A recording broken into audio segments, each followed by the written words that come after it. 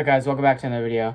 This is going to be a different kind of video. So today I'm going to teach you guys how to fly fish.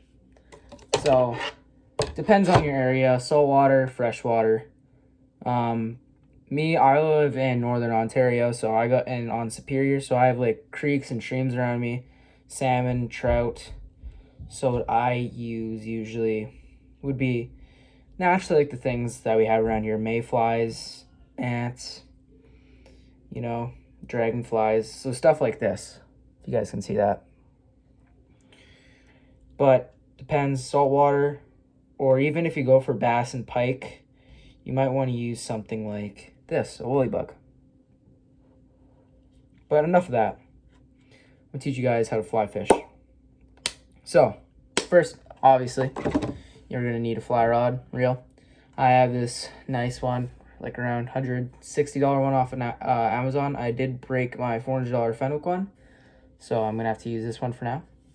But let's get into the backyard and I'll show you guys. And before we do go in the backyard, I just want to show you guys how to tie. Usually any knot really works. I like a uni knot, but you're gonna be tying on a woolly bugger.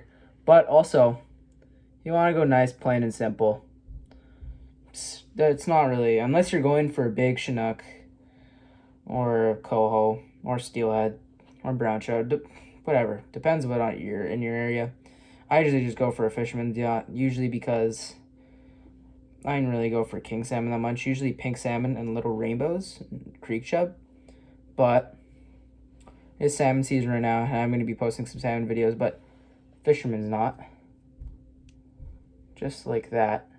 And how to set up a fly rod. So it should come with line, but it will not come with a leader. So what I like to do is I like to tie a double uni knot to get that leader on, which is really good, and it's an easy knot as well, so my go-to.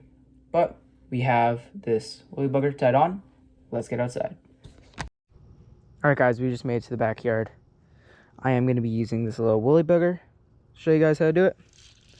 But first, what you want to have is around this much line. Well, let me show you guys. This much green line to the leader on your fly rod to cast.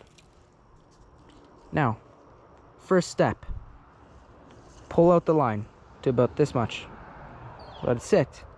In most cases, for fly rods, beginner fly rods, you must hold your finger here. Always keep tension so that drag system doesn't go nuts. And then with that line, you go back. When it comes out, you go forward. It has that much line out. Now, until you get to the casting distance you want, you just keep pulling out line, go forward, and then go back. Forward, back, forward. Until you want to get to the casting distance. Then you do that.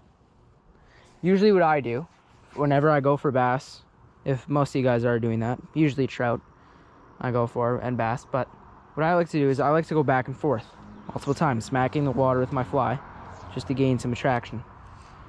But usually I like to go stealthy.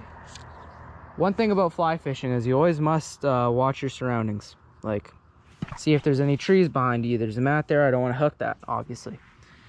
But as simple as that. And then reeling in a fish, you can always use the stripping method. And then there's also hold your finger, reel, and then some drags like mine you can just reel and it'll be fine. And also another reel type I'm gonna cut to when I get to the pool here. See you guys then. Alright guys, we're at the pool. Just gonna get some line out. But to move your fly, usually in rivers you won't really do this, but for bass fishing, pike, you want to strip your fly. I don't know, yeah, you guys probably can't see that, but you want to strip it. And basically what that doing is basically, say you're using a lure, you're basically just reeling it in. Putting some action on it.